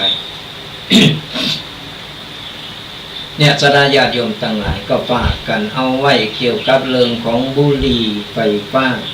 เราต้องช่วยสอดส่องดูแลกันด้วยเพราะเดี๋ยวนี้ระบาดนักเลยนะและสำคัญที่สุดเพราะว่าเราอ่อนตั้งภาคอีสานที่ลงข่าวมันเป็นเราอ่อนไม่ยิงเนี่ยบัดเดี๋ยวนี้ปอดหายไปข้างก็เพราะอย่างบุหรี่ไฟฟ้าแล้วก็ไอ้น้ำกระท่อมอีกมันระบาดละอ่อนงงเห็นน้อยแล้วมันเป็นสมัยนิยมกันเนี่ยจะหือตังงงเห็นดูแลอย่างเดียวมันก็บ่ทั่วถึงเขาเป็นพ่อเป็นแม่เป็นปู่ย่าตายายเขาก็ต้องจอยสอดส่องดูแลตัวจำเติมมันติดมาบ้านกันมาซ่อนไว้ในบ้านมาแอบสูบในบ้านกันต่างๆ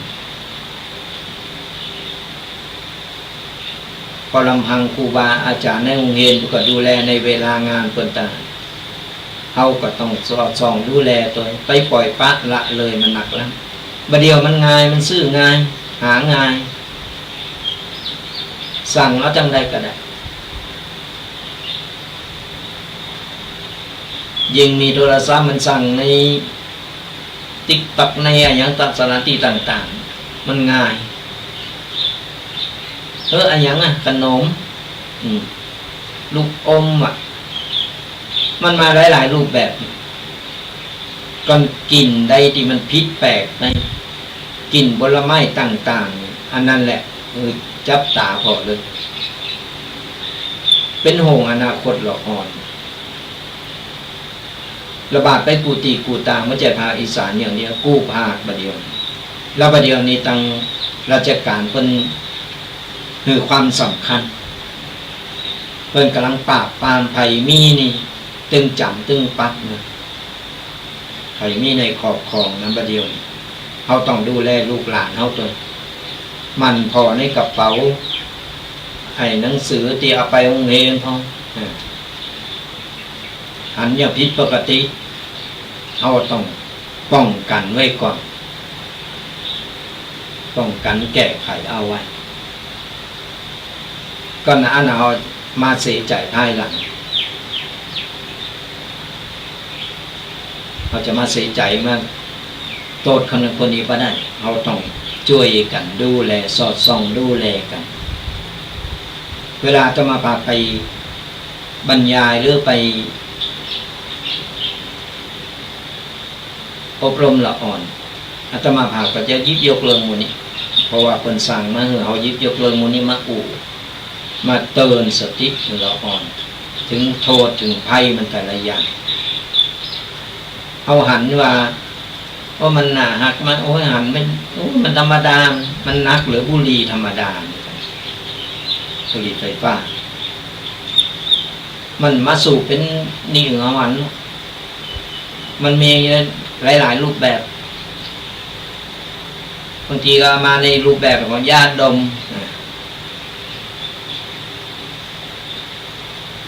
เขาต้องสอดส่องดูแลเป็นหูเป็นตากันโทรกันเข้ามานะ0826112245วันนี้ยังรับแซบรับสอยเป็นอย่างไรFC ฟังแล้วก็รับกันไปหมดแล้วกันไปตั้งใดกันหมด โทรมามามาตักมาตายกันฟังอยู่ตั้งใดไปเยกอายังอยู่ทำอายังอยู่มารายงานโตกันฟังและชัดเจนว่าชัดเจนเราก็จะได้หูเราก็จะได้ปรับปรุงแก้ไขกันไปโทรกันเข้ามาเนอะตอนนี้เราเปิดสายหน้าไมค์กันแล้ว ระหว่างที่รอก็จะอู่ไปเรื่อยๆเนาะเหลือเวลาให้เกินชั่วโมง เป็นว่าการเอาชนะที่ทำให้ชีวิตดีขึ้นคือเอาชนะของการตื่นนอนเนี่ยเอาชนะของการตื่นนอนเป็นอย่างไรตื่นเจ้ามาสันเติดติดลมไม่อยากตื่นขอหน่อยบิดกี่เกตไหมบิดกี่ข้านไหมไงเอาหน่อยหลากทำหลากกว่าไปเหตุอ่ะเจริญปอนจากตั้งใดนะวันนี้เตวบุตรมาก่อนเนาะ ฟังอยู่ตั้งใดฮะฟังจากข้างวัดแม่ริมนี่ครับเนาะอ๋อข้างวัดแม่ริมหายไปเมินเนาะนี่ก็ผมไปรับนอนแล้วครับผมไม่ได้ไปไหนครับเนาะอ๋อแล้ววันนี้อากาศเป็นได้บ้างนะคุณน่ะตั้งแม่ริมอากาศเย็นสบายครับเนาะโอ้เย็นสบายนี่โอ้เป็นดีอิจฉาเป็นดีข่อยบนตั้งแม่มีกับวันนี่ตั้งละปูนกับวันนี่อันนี้เย็นสบายครับครับเนาะอ๋อสาธุดีละอ๋อฟังวันนี้เป็นไอ้ทองนะครับเนาะสายทองนี่ม่วงขนาดไหนครับเพิ่มเลยเนาะก็บอกแล้วคนยอคนอู่บาเจ็บคนด่าไปมึงเจ็บเนี่ยโอ้ม่วงขนาดเลยครับวันนี้ได้สาระยังพองเป็นกูเป็นกิ้งกันไปเนอะไปกำลังใจกันไปตลอดครับอ๋อดีละจะเป็นกูเป็นกิ้งกันไปเป็นกำลังใจกันเนอะผมก็เป็นกำลังใจให้ท่านนะครับบุญรักษาสาธุมาแล้วเทพบุตรมาก่อนวันนี้กูเจอนี่เทพธิดานี่ปนังใดมด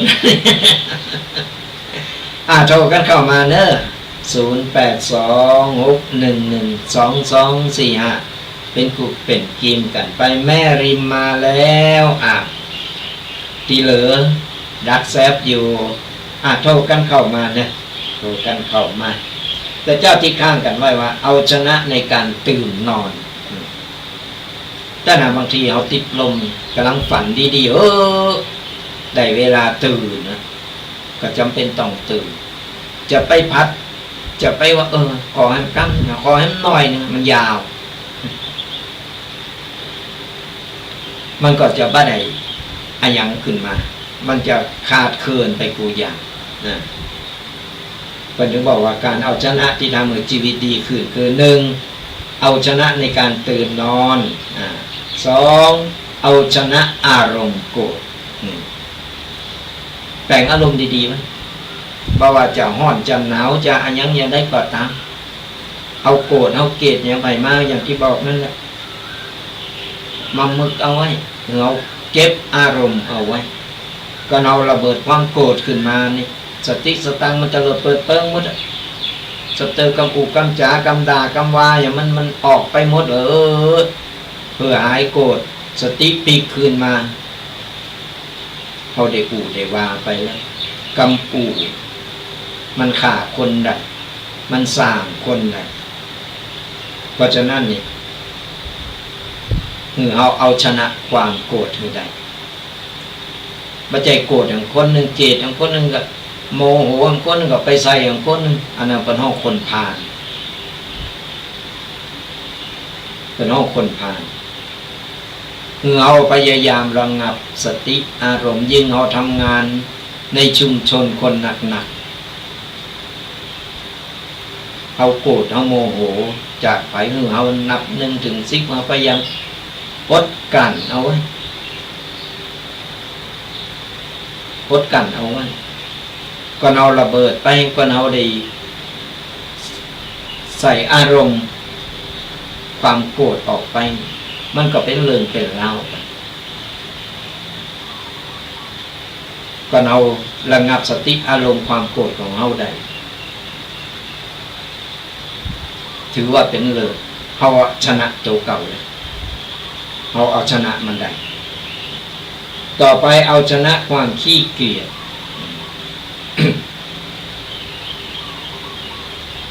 เอาชนะความขี้เกียจ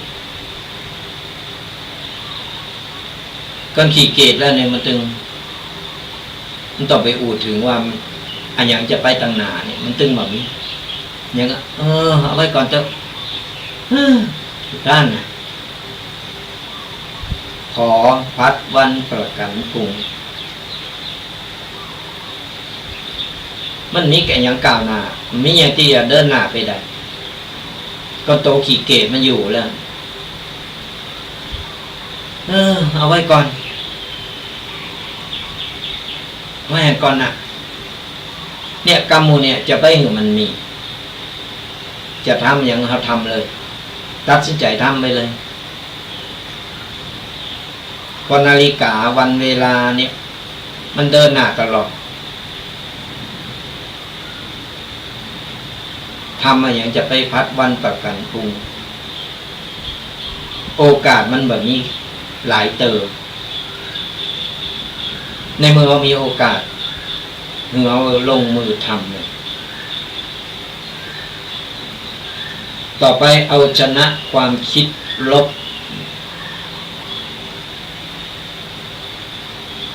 คิดโบกเอาไว้จิตใจเอาแล้วก็อายันตนะต่างๆมันจะดึงดูดพลังโบกเข้ามาหาเอาเองก็เอาคิดลบมันก็ลบไปตลอดอันอย่างก็พออย่างมันจะขวางตาพออย่างมันจะบดีสิ่งบดีมันก็จะเข้ามาตัวเอาเหมือนกันเพื่อนบอกคิดดีพูดดีทำดีคิดก่อนแล้วค่อยอู่บัจเจอู่แล้วมาคิดจะอู่จะว่าอันอย่างไผเวลาโมโหเวลาโกรธเวลาโมโหอู่ไปนะอู่ไปตามมันสะใจมันสะอารมณ์ตกเก่าเพราะได้อู่แต่มาเกิดทีหลังอู่ไปแล้วมาเกิดทีหลังโอ้ยมันก็กลับคืนมาบ่ได้มันก็เป็นเรื่องเป็นร่างแล้วเป็นตุกกระโตเก่าก็ได้อู่ไปแล้วมันใจว่าอู่ไปแล้วถอนคำพูดเดียวนี้มันบาดใจถอนได้แต่มันบาดใจกับไอ้นี่ไอ้คนฟังน่ะมันเก็บกับบันทึกเขาไว้เรียบร้อยแล้ว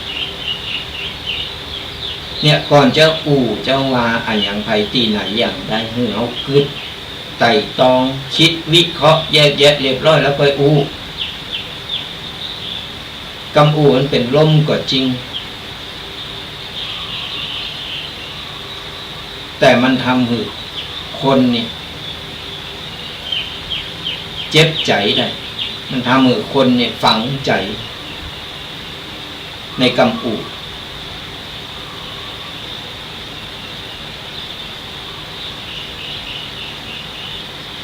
เพราะฉะนั้น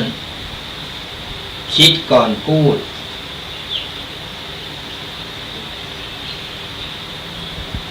พูดแล้วต้องทำก็ทำไม่ได้เหมือนปัญหาเสียงโอ้ยถ้าผมเด็กเป็นนะผมจะอย่างอันอย่างอี้จะบริหารนั้นอันนี้อย่างอันอย่างอี้โอ้ยตีนอ่อนมืออ่อนเพื่อทำไปเพื่อได้เป็นมาปุ๊บปวดโทเฮานี่ต้องวายแล้วกราบแล้วก็ตามอุดหน้าชุดไม่ได้เน็บแนมให้นะ ออกตัวไว้ก่อนวันนี้ออกตัวอย่างเดียวเนี่ย พอรู้สึกว่าวันนี้จะใจกรรมนักหน่อย แต่เขาก็ไม่ได้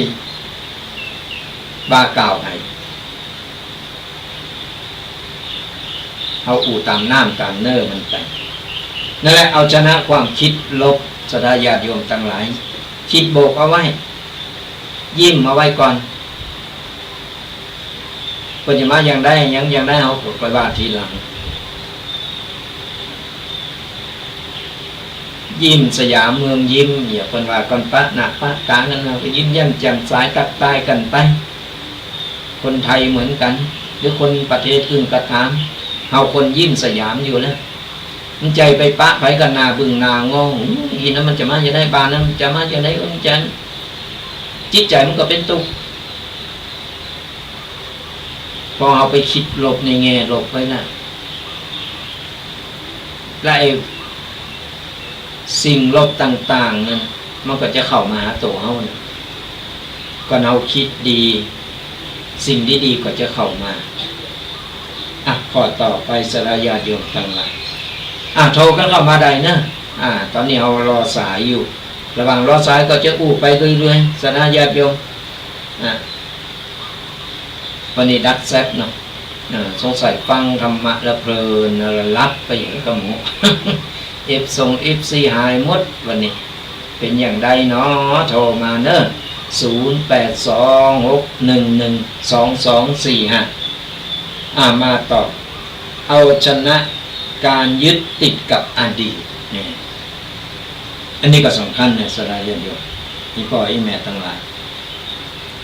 คือเอาชนะการยึดติดอดีตไม่ว่าจะเป็นอดีตที่เลวร้ายอดีตที่ดีก็ตามที่เป็นบทเรียนเขาก็เอาไว้อดีตที่มันบดีเอาไว้เป็นบทเรียนจะเลิญตอนมาแล้ว FC รายงานตัวแล้วเจ้าวันที่กำลังจะลงไปเก็บที่วันที่มีเขกมาหน้าบ้านเลยมีกับแขกน้อยเลยว่าผ่าไปหน่อยเดียวกูแขกใดกันเจ้าแค่ตรงนี้นอนเนี่ยไปนี้นอนตรงนี้นอนแค่ตรงนี้เขาให้แขกหน้าอุปเลยที่ผมเลยนะเป็นได้อากาศวันนี้เป็นได้บ้างเจออากาศสลือของมัมเนาะนั่นแหละว่าในกระปุกเต็ตาเนาะแล้วก็ลมเจ้ามีลมโต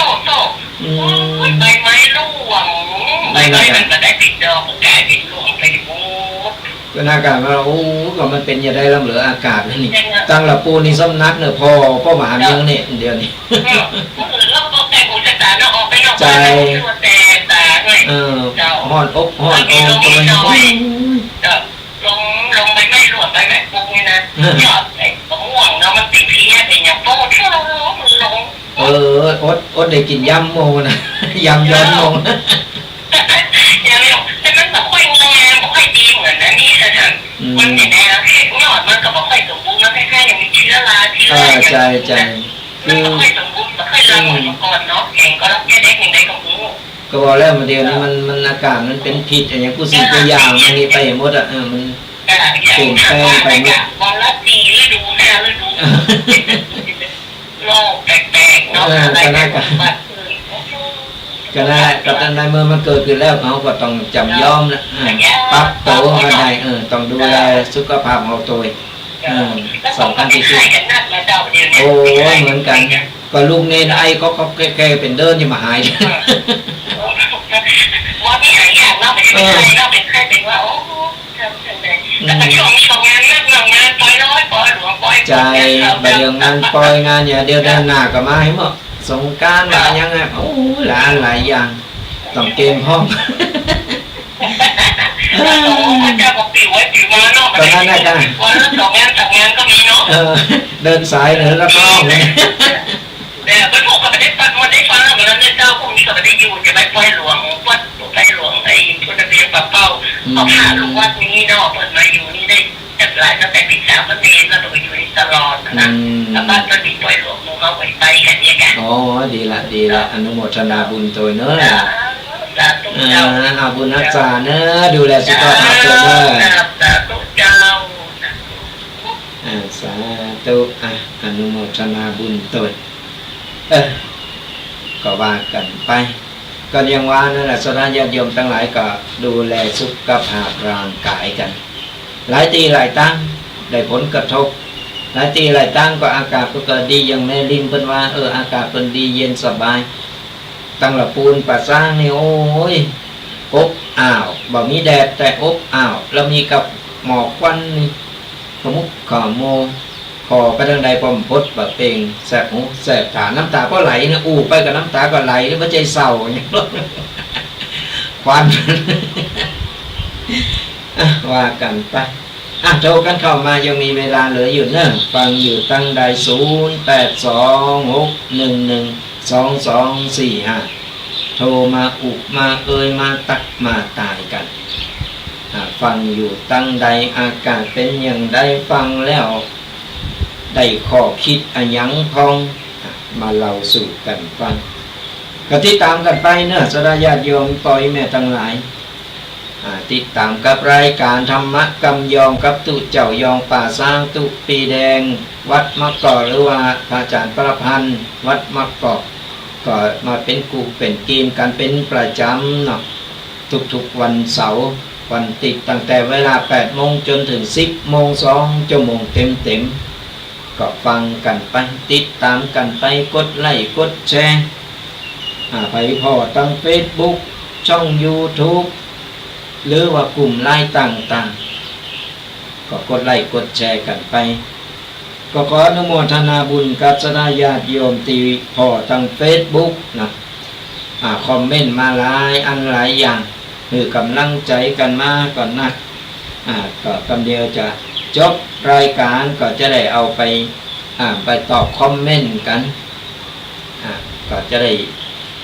เป็นกำลังใจกันไปขออนุโมทนาบุญโดยที่คอมเมนต์กันมาทาง Facebook แล้วก็ขออนุโมทนาบุญที่กดไลค์กดแชร์กดติดตามเป็นกูเป็นกิมกันไปเรื่อยๆมีเวลาเหลือโทรกันเข้ามาเนอะโทรกันเข้ามา0826112245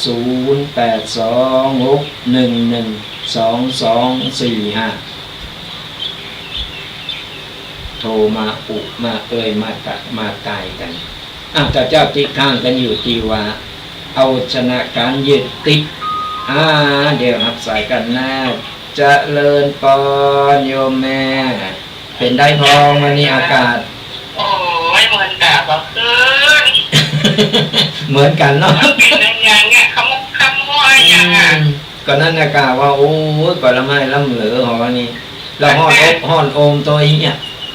ก็ละนั่งนี่เหอไหลลงเนาะมะม่วนเร็วไปจะไปกับมะม่วนนี่พออย่างพ่อมาหันนะมันควันนะเพราะว่าไปเป็นว่าไอ้ข่าวมาบอกว่าไฟไหม้บนดอยที่แม่ทาแล้วก็ตังลี่คุณใหม่นักเลยไอ้กันแต่เขาว่าเนาะก็นั่นนะกันแล้วว่าโอ้ยก็อย่าอันน้ำก็ดูแลสุขภาพเอาเนาะดูแลสุขภาพเอาทุกที่ก็เหมือนกันดูแลสุขภาพเลยเนี่ยแต่ก็เสียงแห่ไปแหมล่างโดนควันโดนเนี่ยก็มาหายใจเพราะว่าโตต้องนี่หายใจบอกไปท้องท้องหน้ากากว่ามันเลยตรงไหนพวกมันไปใจกับควันอย่างเดียวนะมันเป็นมลพิษอย่างหลายๆอย่างผสมผสานเข้ามามันแสบหูแสบตาน้ำตาก็ไหลเมื่อใจเศร้านะว่าตัวเจ้าอูไปแล้วก็ให้ไปเมื่อใจนะ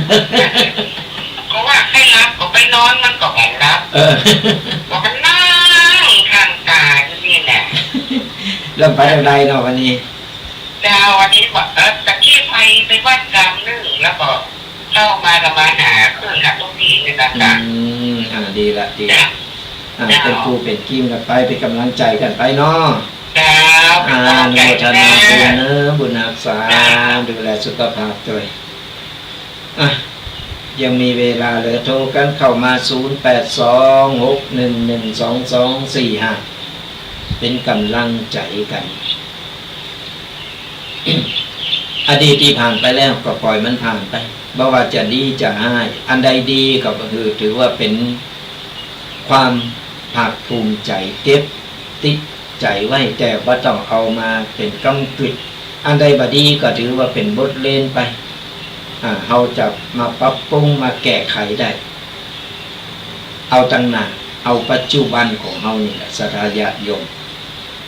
เอาปัจจุบันณปัจจุบันนี้ตอนนี้เราเป็นอย่างไรเราใช้ชีวิตอย่างไรเรามีความสุขเราบอกมีความสุขเราปกครองอะไรอย่างไรนี่เอาปัจจุบันของเราไม่ต้องไปเอาอดีตมาเป็นกำกึดมากึดหนักเนี่ยกึดนึกถึงโอ้นึกถึงอดีตอย่างอันอย่างมันก็ทำมือเขาโปรโถไปได้ มันผ่านไปแล้วมันย้อนอดีตมาบ่ได้แล้วแต่มันเป็นความทรงจำที่ดีและเป็นความทรงจำที่บดีสองอย่างอันใดดีเขาก็เป็นความทรงจำนึกคิดของเขาดีอันใดบดีก็ถือว่าเป็นบทเรียนไปเขาจะมาปิดไปทำอย่างอันไปคือมันเกิดขึ้นมาเห็นคือมันเป็นอดีตไปเห็นเอาปัจจุบันของเราถึงวันเรามีครอบครัวเราอยู่ครอบครัวเป็นได้ดีก็บดีอย่างใดนี่เอาปัจจุบันเป็นติตั้งและที่สุดของการเอาชนะก็คือชนะใจโตเก่าสำคัญที่สุดทุกอย่างมันอยู่ที่ใจจะให้จะดีจะเลวอย่างไรอยู่ที่ใจจะสู้จะถอยอยู่ที่ใจคำเดียวนะก็ใจเขาบ่สู้ใจเขาเบาไม่ได้มาเอาอย่างสักอย่างมันก็แบบมีอย่างเกิดขึ้นมาก็ใจเขาสู้อย่างเพราะว่าอุปสรรคยังจะเกิดขึ้นก็ตามเขาก็สามารถผ่านพ้นไปได้ใจคำเดียวเนี่ยทั้งหมดก็เป็นต้องบอกว่าการเอาชนะที่ทำให้ชีวิตดีขึ้นก็คือเอาชนะการตื่นนอนเอาชนะอารมณ์โกรธเอาชนะความขี้ข้านหรือว่าขี้เกียจเอาชนะความคิดลบเอาชนะการยึดติดกับอดีตและที่สุดแล้วการเอาชนะก็คือเอาชนะใจตัวเองก็ฝากเป็นข้อคิดกับสราญาติโยมอีพ่ออีแม่พ่ออุ้ยแม่อุ้ยทั้งหลายกันไว้อย่างน้อยเนี่ยเขาก็ก้อนใกล้เอาเป็นข้อคิดคอยสะกิดเตือนเวลาเขาจะทำอะไรอย่างจะเยะอะไรอย่างใดก็เอาข้อคิดมันนี้ไปคอยสะกิดเตือนว่าเขาฟังธรรมะวันนี้เอาใดอะไรอย่างเขาควรจะเอาอะไรอย่างไปปรับใจไม่ใช่ฟังธรรมะแล้วฟังบ่ได้ฟังแล้วก็ลืมปล่อยมันก็บ่เกิดประโยชน์นะฟังธรรมะจึงมันเกิดคุณค่าจึงมันได้ผลต้องนำไปใจนำไปปฏิบัติมันถึงจะหันผลถึงจะเกิดผลได้การฟังธรรมะเพราะว่าครูบาอาจารย์รูปใดท่านใดก็ตามที่เพิ่นมาอู้มาล้วนแล้วแต่แฝงด้วยความก่อคิดกติธรรมเรานำไปใจไปปรับใจกับครอบครัวกับชีวิตครอบครัวของเรายังรอได้สายอยู่ตอนสราญาติโยมท่านใดจะโทรมาที่ข้างยังโทรมาได้อยู่เริ่ม10 นาทีก็จะรอสายสราญาติโยมได้ โทรมาอุมามาตักมาตายกันก็จะไปลืมสราญาติโยมทั้งหลายติดตามกันไปกับรายการธรรมะกำยองตุเจ้ายองป่าสร้างฟังธรรมะสบายสไตล์ตุกปีแดงวัดบกกอกทุกวันเสาร์ตั้งแต่เวลา8 โมงจนถึง10 โมงก็จะได้มาอุมามาตักมาตายกันเป็นปฏิณกะขอคิดกันหากสราญาติโยมตั้งใดสามารถเป็นกำลังอกกำลังใจกันได้นะก็ฝากกันเอาไว้ตัวกับรายการกับรายการธรรมะกำยองฟังแบบสบายอาราสราญาติโยมทั้งหลายหลังจากที่ได้อู้ได้ได้ตักได้ตายกันมาแล้วก็พอเวลาแล้วเลย5 นาทีก็จะได้ปั่นป้อนกับสราญาติโยมกัน